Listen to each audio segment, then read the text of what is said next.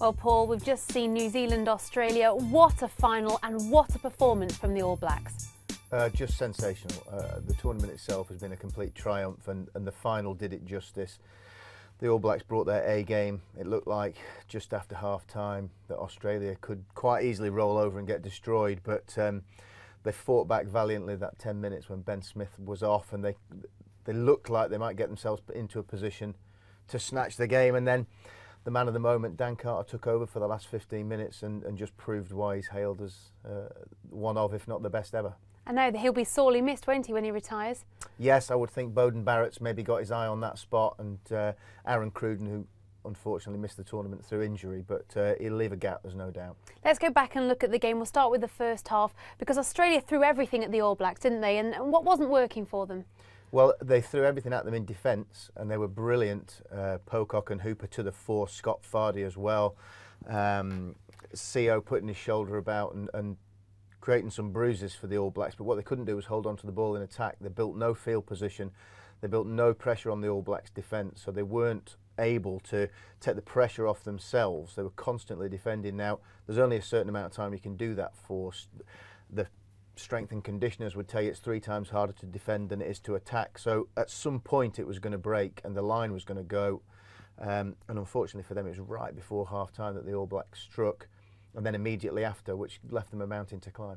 Yes, and then like you say, that yellow card bought them a bit of time. In those 10 minutes, you were giving me the stat earlier that it's always a case of getting a lot of points in those 10 minutes. You have to make hay. It makes a significant difference only having 14 men, because you have to leave space somewhere, and you can't just sit off, because if you sit off, the opposition get quick ball, which means your defensive line is easier to break and the pressure builds. So Australia managed to hold on to the ball in that period. They exposed the All Blacks in the wide channels, scored 2 good tries. The first quick driving try from Pocock, which really gave them 9.5 minutes to go for it. So to get 14 points and come all the way back into the game was fantastic for them. It really was unbelievable, and like you say, it brought the game back to life, and it was the final that we all wanted to see, wasn't it? Well, all the tries came from good play. They came from vision. Kurindrani's try was just a brilliant bit of vision by Mitchell and Foley on the wing, who spotted the space where Milner Scudder had come from, because he'd been put under pressure by a brilliant kick from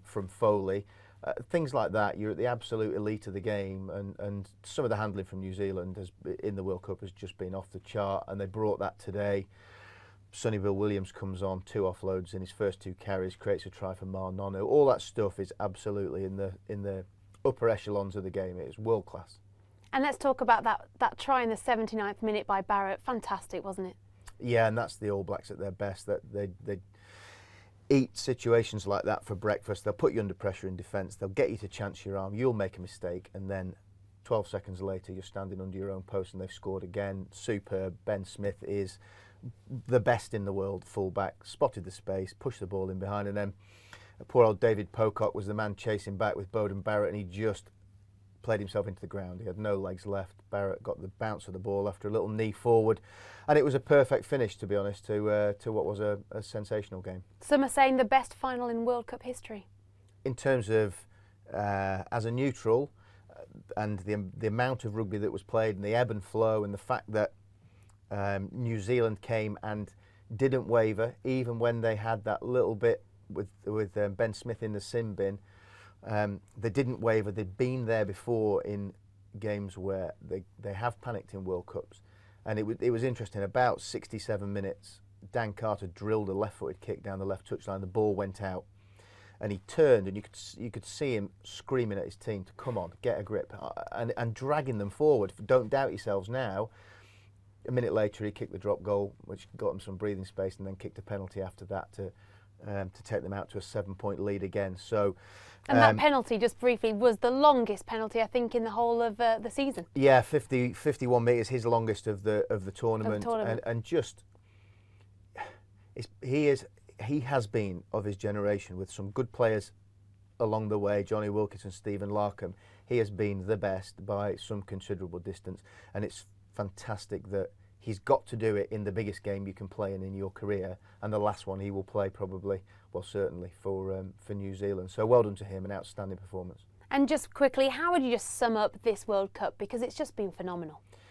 That's a great word. It's been a complete triumph in terms of the way the tournament has been run, the spectator involvement at all the stadiums who have embraced rugby, football, iconic football venues that have taken to the rugby crowds, the fact that every ground's been full or near as damn it, that despite England's early exit, the tournament has lost no momentum because the public want to go and see the best teams in the world. It's for some a once in a lifetime opportunity to watch the greats all at the same time in your country. So hats off to everybody involved in organising it and everybody involved in volunteering, attending matches, picking a team and cheering them on.